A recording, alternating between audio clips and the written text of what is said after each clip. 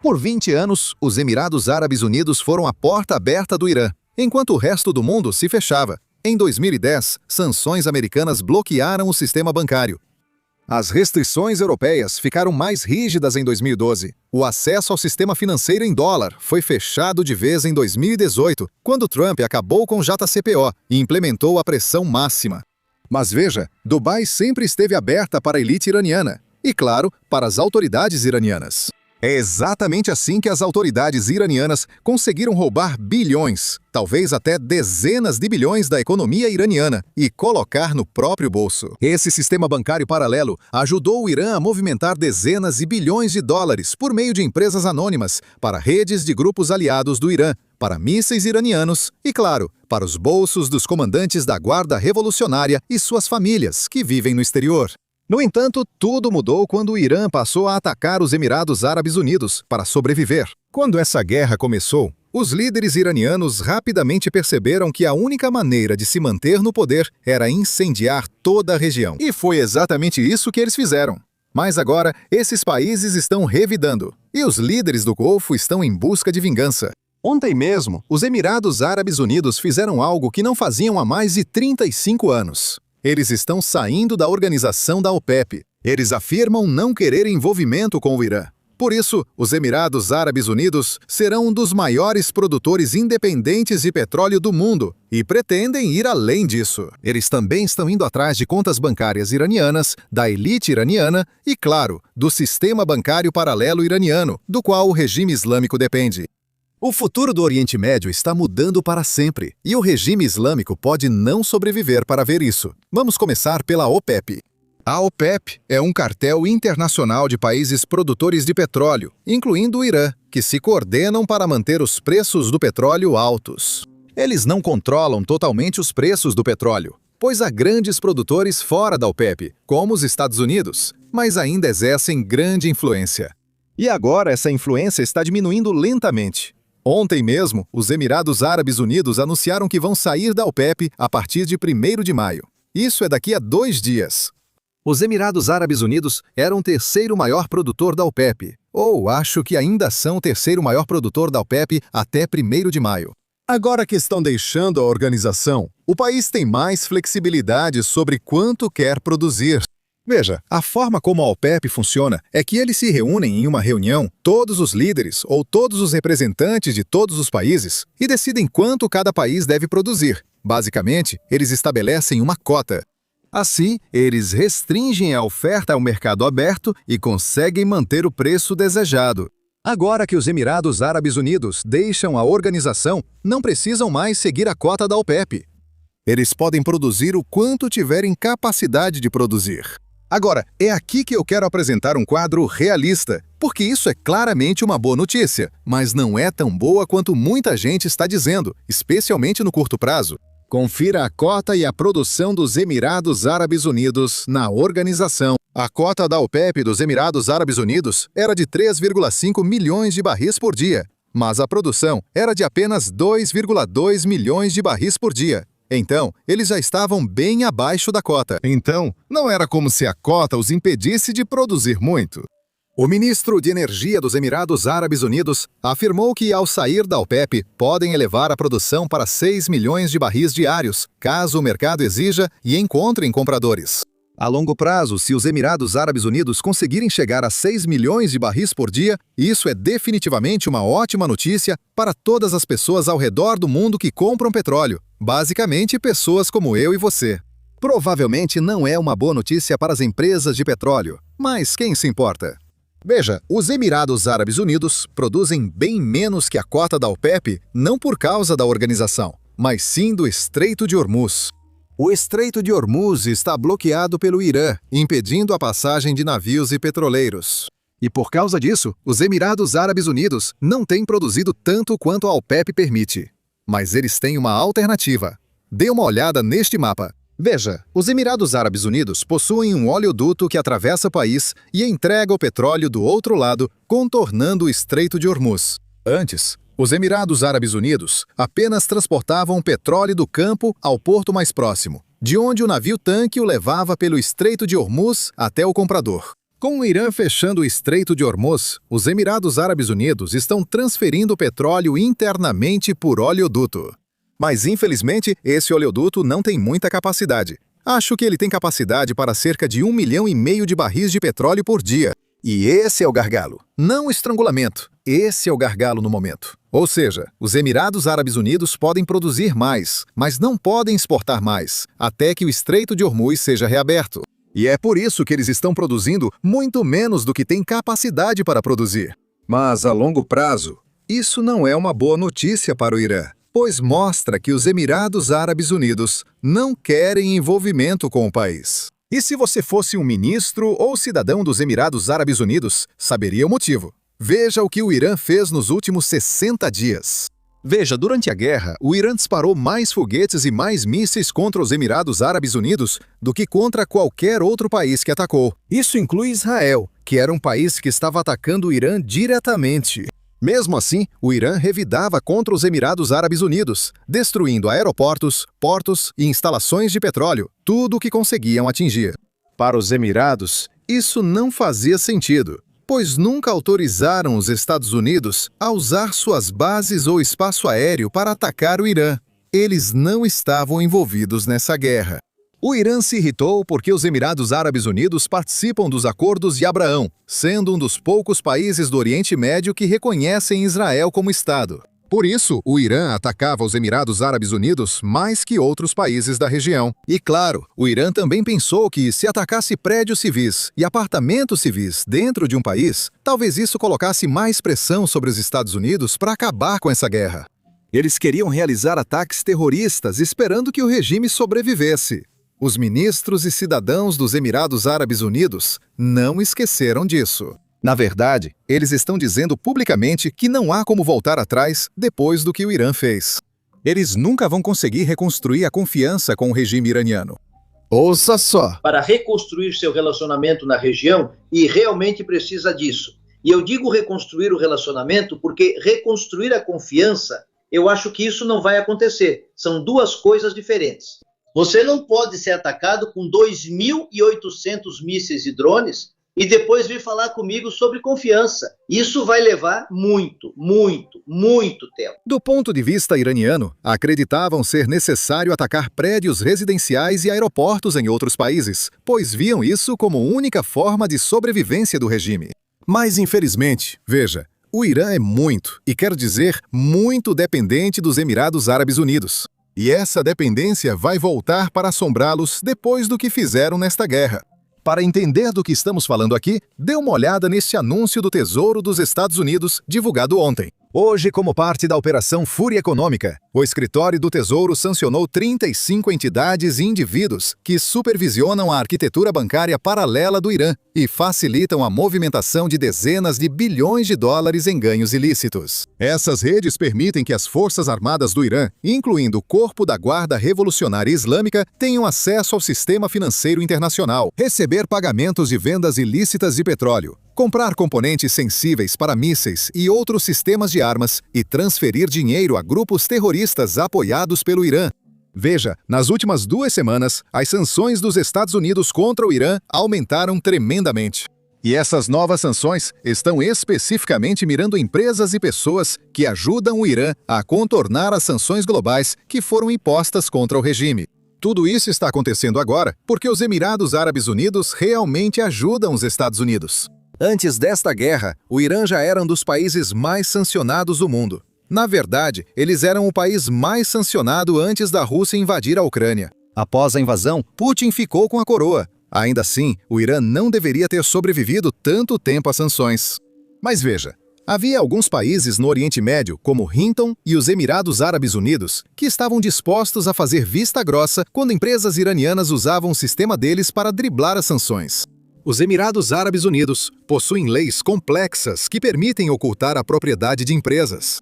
A Rússia também usa isso para driblar sanções desde a invasão da Ucrânia. Basicamente, você pode abrir uma empresa, não colocar o nome de uma pessoa e simplesmente possuir um certificado de propriedade. Isso é só um pedaço de papel que indica quem é o dono.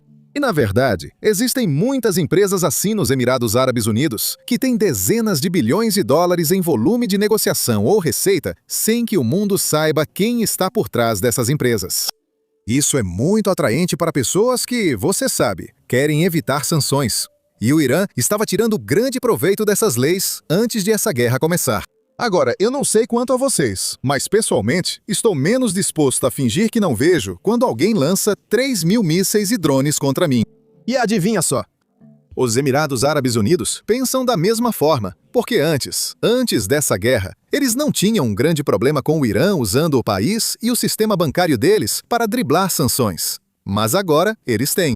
Por isso, os Emirados Árabes Unidos agora colaboram estreitamente com os Estados Unidos para fechar essas brechas e o sistema bancário paralelo montado por iranianos, o que deixou o país muito irritado. Vou mostrar a declaração deles em um segundo. Os iranianos sabem que não podem substituir os Emirados Árabes Unidos. Acá, não existem muitos países no mundo onde você pode simplesmente ir e montar o mesmo esquema que se consegue montar nos Emirados Árabes Unidos e escapar das sanções. Os Emirados Árabes Unidos ocupam uma posição única, com grande fluxo de dinheiro entrando e saindo, ao menos antes da guerra. Isso significa que as pessoas tinham mais chances de fazer coisas proibidas pela lei internacional, o que é difícil de fazer em outro país. O pior é que os iranianos não só perdem a chance de evitar sanções, mas também dinheiro guardado em contas bancárias estrangeiras e empresas de criptomoedas. Hoje, o Departamento do Tesouro anunciou o congelamento de mais de 300 milhões de dólares em criptomoedas na Operação Fúria Econômica. Se você juntar tudo isso com o bloqueio dos Estados Unidos, que está custando ao Irã centenas de milhões de dólares em receitas de exportação todos os dias, dá para entender por que os iranianos estão ficando desesperados. O secretário do Tesouro, Scott Dessen, divulgou ontem que a Ilha Karg, principal terminal de exportação de petróleo do Irã, está quase atingindo sua capacidade máxima de armazenamento. Isso forçará o regime a reduzir a produção de petróleo, gerando perda extra de cerca de 170 milhões de dólares por dia em receitas e danos permanentes à infraestrutura petrolífera do Irã. O Tesouro seguirá exercendo pressão máxima. Pessoas, embarcações ou entidades que facilitarem o fluxo ilícito para Teherã podem ser alvo de sanções dos Estados Unidos. Como dissemos antes, o bloqueio dos Estados Unidos pode ser mais mortal do que as bombas americanas, porque o Irã realmente não consegue substituir a receita de exportação que tinha antes do bloqueio. Eles não podem simplesmente enviar o petróleo por um oleoduto ou algo assim. Isso significa que eles estão literalmente sem dinheiro. Estão sem acesso a importações. E, claro, eles precisam desesperadamente de moeda estrangeira que possam usar para importar alimentos. Então, aqui está a resposta iraniana. E, novamente, eles estão mirando especificamente nos Emirados Árabes Unidos. A liderança iraniana acredita que pode intimidar os países do Golfo até que se submetam. O Comitê de Segurança Nacional do Irã alerta que os Emirados Árabes Unidos se alinham aos Estados Unidos para um novo ataque e que receberão uma lição. Eles estão dizendo aos cidadãos emiradenses para prestarem atenção. Agora, é aqui que os iranianos estão cometendo mais um erro. Pensam que os Emirados Árabes Unidos agem sozinhos, mas outros países do Golfo compartilham essa visão. Porém, agora, os Emirados Árabes Unidos são os principais responsáveis pelos danos. Agora, antes de falarmos sobre esses líderes do Golfo e as declarações que eles estão fazendo, só um lembrete rápido para todos clicarem no botão de curtir e se inscrever aí embaixo. Isso realmente nos ajuda muito, especialmente na cobertura das notícias que estamos acompanhando agora, porque há muitas pessoas, muitos americanos, que realmente acreditam que o Irã está vencendo essa guerra. Na verdade, os líderes iranianos ainda se escondem. Um país que vence a guerra não precisa ficar em bunkers subterrâneos. O Irã é um país faminto por dinheiro, receita e comida. Não está vencendo de forma alguma, mas, por algum motivo, ainda acreditam que o Irã está vencendo. E é por isso que, se você puder nos ajudar a levar este vídeo para mais pessoas, esperamos que elas aprendam mais sobre a realidade. Agora, vamos passar para o que os líderes do Golfo estão dizendo. Líderes do Golfo rejeitam a alegação iraniana de controlar o Estreito de Hormuz. Países do Oriente Médio afirmaram na terça-feira rejeitar o controle iraniano e se opor à cobrança de taxas para petroleiros usarem a rota marítima. Isso vem do CCG, o Conselho de Cooperação do Golfo, uma coalizão de 6 países: Bahrein, Kuwait, Omã, Catar, Arábia Saudita e Emirados Árabes Unidos. No Irã, a economia piora, a internet segue bloqueada e mais de 90 milhões de iranianos estão isolados do mundo, sem poder compartilhar suas experiências. Outro exemplo de regime que teme mais seu povo do que qualquer outro. Felizmente, algumas pessoas conseguem se conectar à internet, encontrando brechas ou usando o Starlink. Eles relatam como a situação está realmente ruim no Irã. Veja este relatório. Em reunião, foi apresentado um relatório sobre a economia do Irã pós-guerra. O apresentador achava que o país estava perto do colapso econômico. Ele disse que enviaria relatórios para os altos gestores. Esta tarde, vi o tweet de Trump. O Irã nos informou que está em estado de colapso. Ah, tenha piedade dos redatores dos relatórios. Esse foi um dos tweets postados de dentro do Irã. Conseguiram se conectar à internet. A economia do governo iraniano está em situação grave, perceptível em informações fragmentadas na internet. A divisão interna sobre o acordo é real. Os favoráveis dizem que o regime precisa dele para sobreviver. O lado oposto ao acordo acredita que o Irã saiu fortalecido após a guerra e não deve ceder.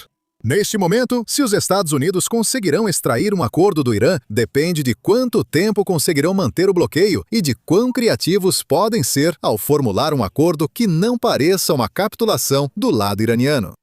Agora, essa última parte é um pouco importante. Não se está argumentando que os Estados Unidos devem abrir mão de todas as exigências que tinham antes da guerra, mas sim que o acordo deve ser apresentado e divulgado de uma forma que não pareça que os iranianos estão simplesmente se rendendo.